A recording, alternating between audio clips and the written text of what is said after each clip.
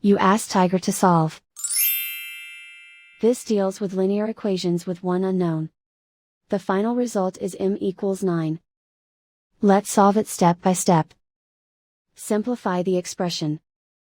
Group like terms. Simplify the arithmetic. Combine like terms.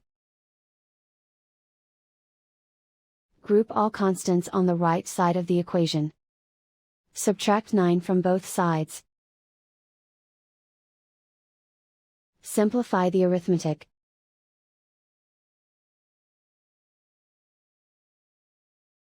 Convert the m into a positive number. Multiply both sides by -1.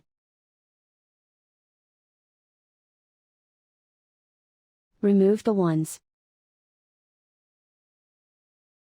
Simplify the arithmetic. And so the final result is m equals 9.